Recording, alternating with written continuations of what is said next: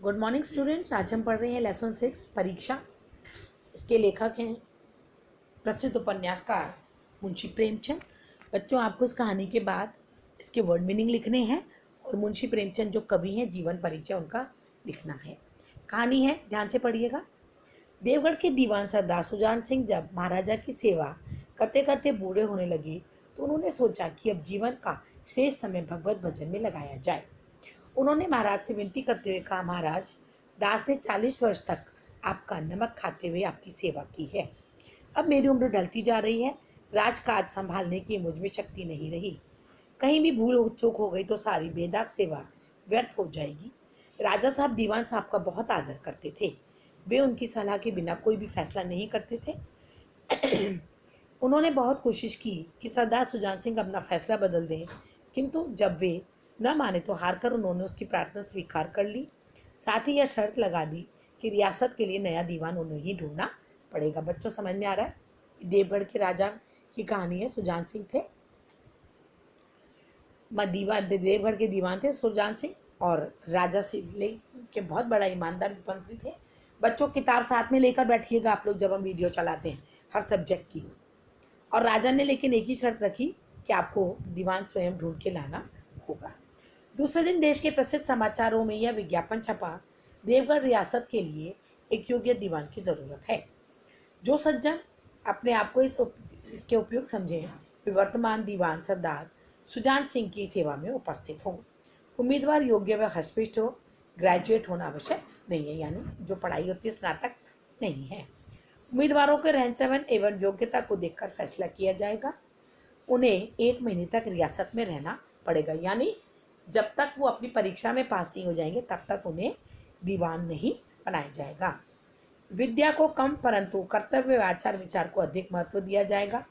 जो महाशय इस परीक्षा में सफल होंगे उन्हें ही यह उच्च पद प्राप्त होगा। 1 महीने तक दिखावे का ढोंग करना कौन सा कठिन कार्य है? ऐसा ऊंचा पद और कोई बंधन नहीं। इसीलिए इस विज्ञापन से पूरे देश में हलचल मच गई। इसे किस्मत का खेल समझकर सैकड़ों व्यक्ति अपना अपना भाग्य आजमाने के लिए देवगढ़ की ओर चल पड़े। देवगढ़ में विभिन्न प्रांतों के व्यक्ति आने लगे। प्रत्येक रेलगाड़ी से बड़ी संख्या में उम्मीदवार उतरते। पीड़ितों, पंडितों और मौलवियों को भी अपना भाग्य आजमाने का अवसर मिला। बेचारे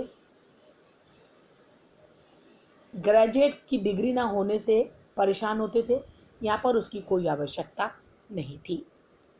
सरदार सुजान सिंह ने उम्मीदवारों के लिए यथोचित प्रबंध कर दिए। लोग अपने अपने कमरों में बैठे बैठे दिन गिना करते थे।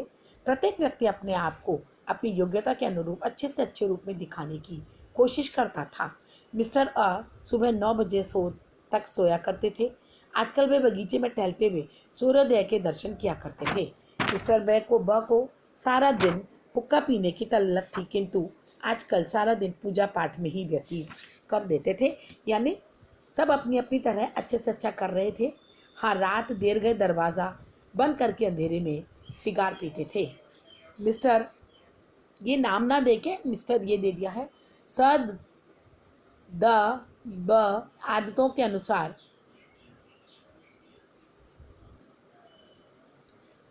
नाक में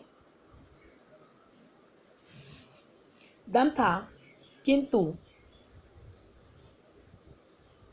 आजकल आप और जनाब के बिना नौकरों से बात न करते थे। मिस्टर का नास्तिक थे, सिर्फ धन के पुजारी, मगर आजकल उनकी पूजा उपासना देखकर मंदिर का पुजारी भी घबरा जाए। एक महाशय को पुस्तकों से चिढ़ थी, किंतु आजकल किताबी कीड़ा बने हुए थे। जिससे भी बात करो वही सदाचार और नम्रता की मूर्ति नजर आता था। पंडित जी सूर्योदय से पहले ही पूजा पाठ और वेद मंत्रों का उच्चारण शुरू कर देते थे। मौलवी साहब को नमाज और तिलावत के सिवाय कोई काम नहीं था। लोग समझते थे कि यह बंधन तो सिर्फ 1 महीने का है, फिर तो पूरी जिंदगी आराम हो जाएगा। लेकिन मनुष्यों का पारखी वह बूढ़ा जौहरी इन बगला भगतों में छिपे हंस को ढूंढने में लगा हुआ था। मतलब वो अच्छी तरह जानते थे कि एक्चुअली इनके मन में क्या है, ये मात्र दिखावा कर रहे हैं। एक दिन कुछ लोगों को सूझी कि आपस में हॉकी का खेल खेला जाए। वह प्रस्ताव हॉकी के मंजे हुए खिलाड़ियों ने पेश किया था। यह भी तो आखिर एक विद्या है, कौशल है, इसे क्यों छिपा कर रखा जाए। शायद यही विद्या अपना असर दिखा जाए। खेल शुरू हो गया। खेल बड़े उत्साह से खेला जा रहा था। देवगढ़ रियासत के लिए यह खेल नया था। पढ़े लिखे लोग ताश एवं शतरंज खेला करते थे। भाग दौड़ के खेल बच्चों के समझे जाते थे। सभी खिलाड़ी अपने आप को सर्वश्रेष्ठ सिद्ध करने में लगे हुए थे। सभी खिलाड़ी यह दर्शाना चाहते थे कि वे इस खेल की तरह राज्य का कार्य भी बखूबी निभा सकते हैं। संध्या यानी शाम तक यही धूमधाम रही। हार जीत का फैसला हुए बिना ही खेल समाप्त हो गया। सभी खिलाड़ी हाँफते हाँफते बेदम हो गए थे। इस मैदान से जरा दूर एक नाला था। इस नाले पर कोई पुल न था। पथिकों यानी राहगीरों को नाले में से चलकर जाना पड़ता था। खेल अभी बंद ही हुआ था और खिलाड़ी सुस्ता रहे थे। एक किसान अनाज से भरी हुई गाड़ी लिए हुए उस नाले में आया, लेकिन कुछ तो नाले में कीचड़ थी और कुछ उसकी चढ़ाई इतनी ऊंची थी कि गाड़ी ऊपर चढ़ने का नाम ही नहीं लेती थी। कभी बैलों को ललकारता था, कभी पहियों को हाथ से धकेलता था। बोझ अधिक था और बैल कमजोर, अतः गाड़ी ऊपर न चढ़ती थी। चढ़ती भी तो कुछ दूर चढ़कर फिर नीचे गिर जाती। बेचारा इधर उधर निराश होकर सहायता के लिए देखता, मगर कहीं कोई नजर न आता।